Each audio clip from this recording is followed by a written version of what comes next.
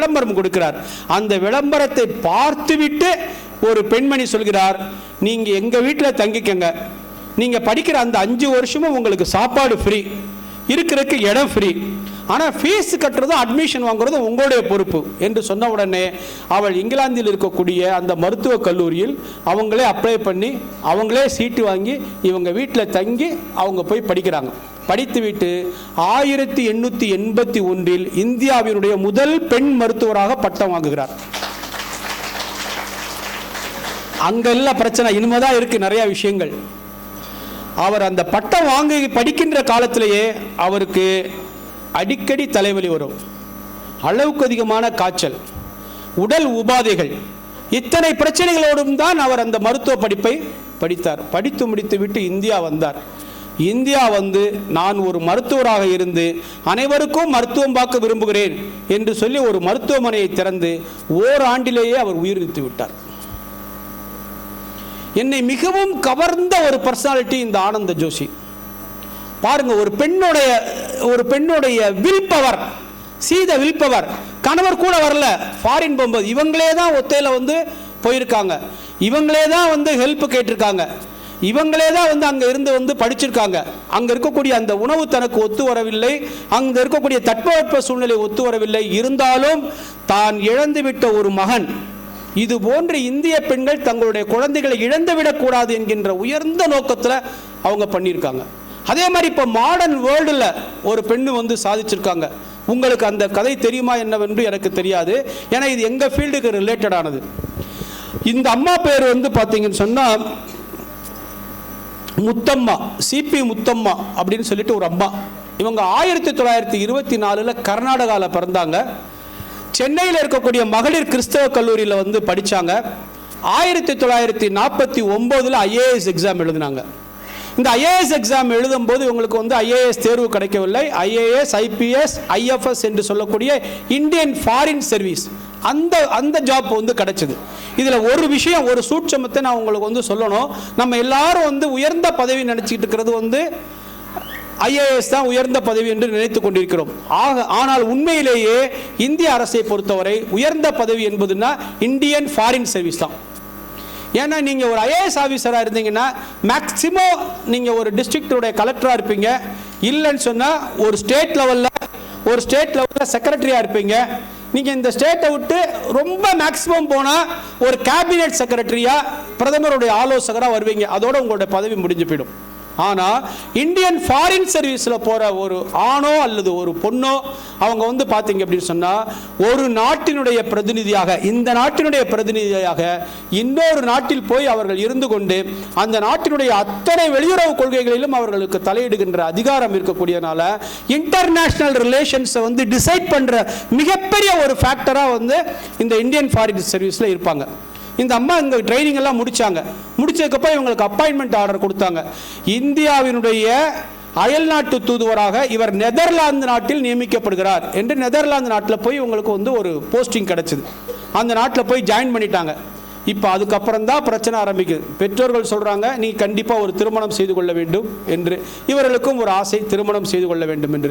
எனவே தன்னுடைய மேலதிகாரிகளிடம் நான் திருமணம் செய்து கொள்வதற்காக எனக்கு விடுப்பு கொடுங்கள் என்று கேட்கிறார். அப்பொழுதுதான் அவர்கள் சொல்கிறார்கள், இந்த அயல்நாட்டு பணி இந்தியன் ஃபாரின் சர்வீஸில் இருக்கக்கூடிய ஆணோ அல்லது பொண்ணோ திருமணம் செய்து கொள்ள வேண்டும் என்று நினைத்தார் அவர்கள் இந்திய அரசாங்கத்தினுடைய முன் அனுமதியை பெற வேண்டும். அப்படி ஒரு சட்டம் நம்ம நாட்டில் இருக்கு. அந்த முன்னனுமதியை பெறுகின்ற பொழுது அவர்கள் அனுமதி கொடுத்து விட்டால் பிரச்சனை இல்லை. அவர்கள் அனுமதி கொடுக்க மறுத்தால், நீங்கள் அதே மீறி திருமணம் செய்ய வேண்டும் என்று நினைத்தால் உங்களோட அயல்நாட்டு தூதுவர் பணியை நீங்கள் ராஜினாமா செய்துவிட்டு இந்தியாவில் இருக்கக்கூடிய ஏதாவது ஒரு பணியை நீங்கள் ஏற்றுக்கொண்டு அதன் பின்புதான் நீங்கள் திருமணம் செய்து கொள்ள முடியும் என்று ஒரு சட்டம் இருக்கிறது என்பதால் இவர்களுடைய திருமணத்திற்கு அவர்கள் அனுமதி கொடுக்கவில்லை. இந்த அம்மா பார்க்குறாங்க, முத்தம்மா, என்னடா இது நம்ம நாட்டில் அதுவும் சுதந்திரம் அடைஞ்சதுக்கு அப்புறம் இப்படி ஒரு நிலைமையா என்று அவர்கள் நீதிமன்றத்தில் போய் ஒரு வழக்கு தொடுக்கிறார். இந்த கீழமை நீதிமன்றங்கள், லோயர் கோர்ட்ஸ்னு சொல்லக்கூடிய கீழமை நீதிமன்றங்கள்லாம் என்ன சொல்லுதுன்னா, இல்லை நம்ம நாட்டில் இப்படி ஒரு சட்டம் இருக்கு, இந்த சட்டத்துக்கு எதிராக எங்களால் தீர்ப்பு சொல்ல முடியாது என்று சொல்லிவிடுகிறார்கள். எனவே வழக்கு கொஞ்சம் கொஞ்சமாக மேலே வந்து உச்ச நீதிமன்றத்திற்கு வழக்கு வந்து விடுகிறது. இந்த உச்ச நீதிமன்றத்தில் அவர்கள் ஜெயிக்கவில்லை என்றால் ஒன்று அவர் தூதராக இருக்க முடியாது, இல்லை என்றால் திருமணம் செய்து கொள்ள முடியாது. ரெண்டுல ஒண்ணுதான். திருமணம் செய்து கொள்ள வேண்டும் என்றால் தூதராக இருக்க முடியாது, தூதராக தொடர வேண்டும் என்று நினைத்தால் திருமணம் செய்து கொள்ள முடியாது. எனவே இந்த வழக்கில் எப்படியாவது ஜெயிக்க வேண்டும் என்று எண்ணிய அந்த சிபி முத்தம்மா என்கின்ற IFS அதிகாரி நேரடியாக உச்சநீதிமன்றத்தில் சென்று தானே வாதாடுகிறார். அப்படி வாதாடுகின்ற போது அவர் என்ன சொல்கிறார்? இந்திய அரசியலமைப்பு சட்டம் சரத்து 19 படி இந்திய பெண்கள் அனைவருக்கும் திருமணம் தங்களுடைய சுதந்திரமாக யாரை விரும்புகிறார்களோ அவர்களை திருமணம் செய்து கொள்கின்ற உரிமை இருக்கிறது. நான் இந்திய பிரஜை, எனக்கு அது மறுக்கப்படுமையானால் அது அரசியல் அமைப்பு சட்டத்திற்கு முரணானது. எனவே ஒன்று, எனக்கு திருமணத்திற்கு அனுமதி கொடுங்கள், இல்லை என்றால் நீங்கள் அரசியல் அமைப்பு சட்டத்தினுடைய உறுப்பு 19 ஆர்டிகிள் 19 ரைட் டு ஃப்ரீடம் அதை மாற்றிவிடுங்கள் என்று சொன்னவுடன் உச்சநீதிமன்றத்தின் நீதிபதிகள் எல்லோரும் அசந்து போய்விடுவார்கள். இவருக்காக நாம் எப்படி அரசியலமைப்பையே மாற்ற முடியாது, எனவே வேறு வழியில்லை என்று இவர்கள் முத்தம்மா அவர்களுக்கு நீங்கள் திருமணம் செய்து கொள்ளுங்கள் என்று அனுமதியை கொடுக்கிறார்கள். இப்போ இவங்களுக்கு இந்த அனுமதி கிடைச்சது பெரிய விஷயம் கிடையாது. எந்த அரசு தனக்கு அனுமதி கொடுக்கவில்லையோ அந்த அரசு தன்னுடைய இடத்திலேயே ஒரு மருத்துவமனை கட்டிக்கொள்வதற்காக டெல்லியில் இருந்த தன்னுடைய 15 ஏக்கர் நிலத்தையும் தானமாக வழங்குகிறார் இந்த முத்தம்மா. பெண்ணின் சக்தி பெரும் சக்தி என்பதை இதை விட எப்படி நாங்கள் உதாரணங்களோடு உங்களுக்கு சொல்ல முடியும்? அவ்வளவு தூரம் ஒரு மிகப்பெரிய சக்தியாக இந்த பெண்கள் இருந்து வருகிறார்கள் என்பது அனைவரும் தெரிஞ்ச ஒரு விஷயம். நமக்கு காமராஜரை பற்றி எல்லாருக்கும் தெரியும். காமராஜர்னா அவர் ரொம்ப கல்வி கொடுத்தவர் அப்படின்னு. அவருக்கு சினிமா ஆகவே ஆகாது.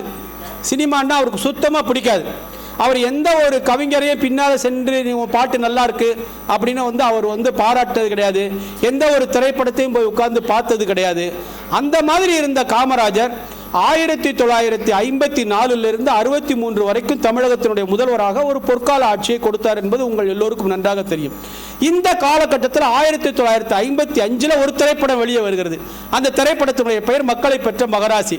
அந்த திரைப்படத்தில் மருதகாசி என்பவர் ஒரு நல்ல பாட்டு எழுதுகிறார்.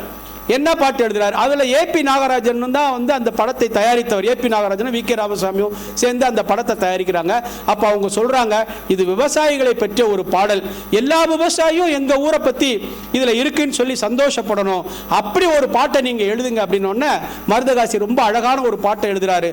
மணப்பாறை மாடு கட்டி மாயவர ஏறு பூட்டி வயக்காட்ட உழுது போட்டு சின்ன கண்ணுன்னு சொல்லிட்டு அந்த பாடல் முழுவதும் நீங்க பாத்தீங்கன்னா நிறைய ஊர் பேர் வரும்.